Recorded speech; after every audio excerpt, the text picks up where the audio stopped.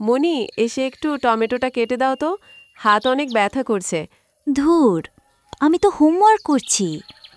Homework সারাদিন করতেই পারবে, আমার হাত এখনই লাগছে। ঠিক আছে, আসছি।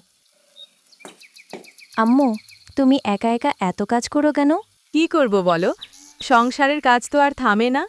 মাঝে মাঝে তোমাকে দেখে আমার অনেক খারাপ লাগে। তুমি কত কষ্ট করো। মারা ক্লান্ত হলেও সন্তানকে হাসি খুশি রাখাটাই সবথেকে বড় কাজ। আম্মু, তুমি ছোটবেলায় কি হতে চাইতে? আমি শিক্ষক হতে চেয়েছিলাম, কিন্তু সংসারের দায়িত্বে আর পড়াশোনা চালানো যায়নি। আরে বাপস, যদি শিক্ষক হতে তাহলে তো আমারও স্কুলে পড়াতে পারতে। হ্যাঁ, তবে এখনো তোমার শিক্ষক তো আমি। তুমি যদি একদিন একটু ঘুমাও, আমি রান্না করে দেব। থাকবে, তুমি রান্না করলে সবাই হাসবে মনে হয়।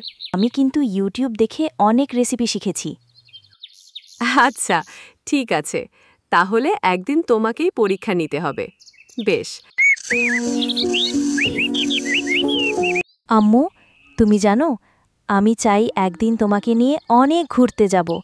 সত্যি? কোথায়? প্রথমে সমুদ্র দেখতে, তারপর পাহাড়। আচ্ছা, আমার মনি বড় হয়ে আমাকে স্বপ্ন দেখাচ্ছে। হ্যাঁ আম্মু, তুমি আমার জন্য যত কিছু করেছ, একদিন আমিও তোমাকে সব ফিরিয়ে দেব। ফিরিয়ে দিতে হবে না মা, তুমি শুধু ভালো মানুষ হও, সুখে থাকো, সেটাই আমার সবচেয়ে বড় পাওয়া। আম্মু, তুমি সব সময় আমার হিরো থাকবে। আর তুমি আমার জীবনের আলো।